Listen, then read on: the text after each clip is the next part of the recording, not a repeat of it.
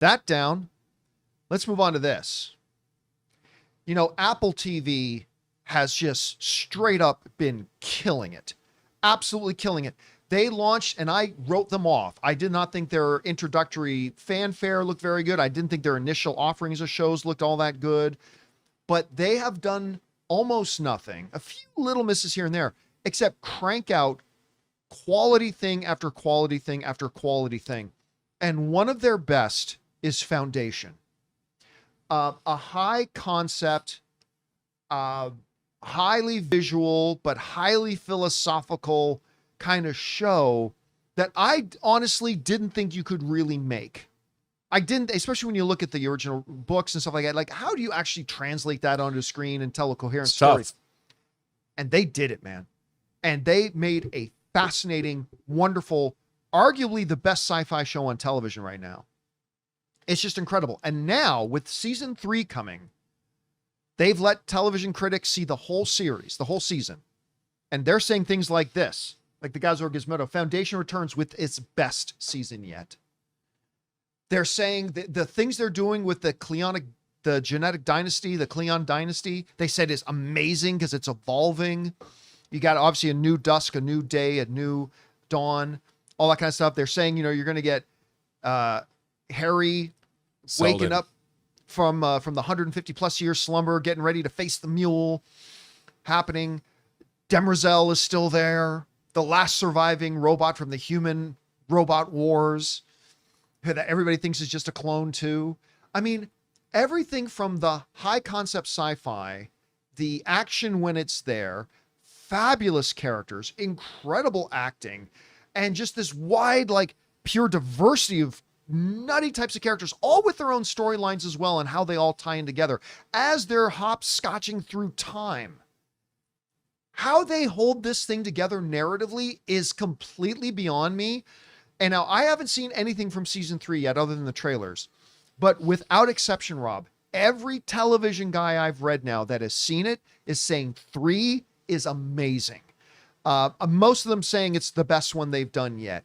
Anyway, what have your thoughts been on Foundation so far? And where's your anticipation level? And what are you expecting out of season 3? Well, you know, when I joined the science fiction book club way back when I was a young whippersnapper in elementary school, the Foundation trilogy was one of the first books that I got from them. And it was maybe a little over my head at 10 and 11, but I was fascinated by it.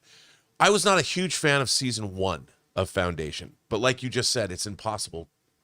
It's an impossible thing. It hooked me, man. I got to admit, it hooked me. I watched it all, and I thought it was good, but it was kind of weird to, you know, as somebody who came from the books.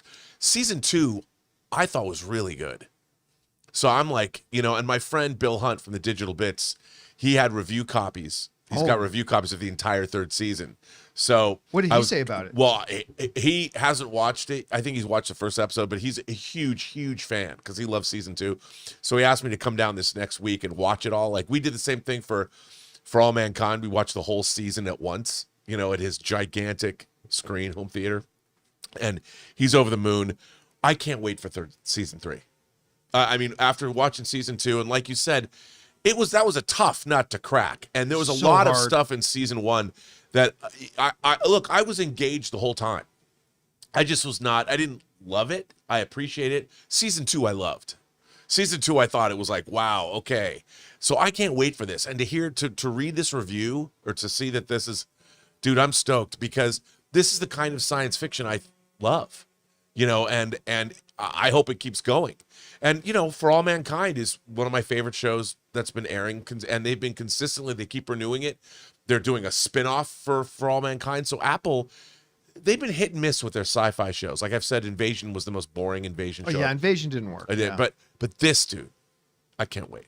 By the way, I got to say this. One of my favorite scenes in all of television the last 5-10 years. There's a scene where Cleon, Brother Day, they catch the girl who's been effing with them. And he walks with her into a park and they sit down and he starts to explain to her, we have tracked down your parents, aunts and uncles, grandparents, all the branches of your family tree, your neighbors, your friends, your coworkers, and their immediate connections. in total 700 or 7,000 whatever people that you have touched their orbit. And he does this. He goes, we've just killed them all. It's as if you never existed. And that whole Lee Pace. Oh, dude. He's so good. Lee Pace is so good in this show. The fact that he hasn't been nominated for an Emmy for this show is kind of crazy to me. He is so good. And that scene when he just does they're all gone. Oh, and by the way, we're going to now, for the rest of your life, we're going to put you in a shroud where you can't see or hear anything.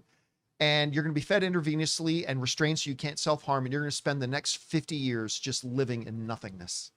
And like the way he delivers the lines is like, oh my God. Like it's such a good show. Anyway, guys, we want to take a second to thank a sponsor of this video, Stitch Fix. Let's be honest, shopping is not my thing. I've wasted way too much of my time either in stores or scrolling for clothes, only to end up with stuff that doesn't fit or just, doesn't work. See, that's why I use Stitch Fix. You take a quick style quiz, your size, your vibe, your budget, and boom, you're paired with a real human stylist who curates pieces just for you. They send you a fix box with clothes actually fit for your life. Stuff you'll wear to work, on weekends, or wherever.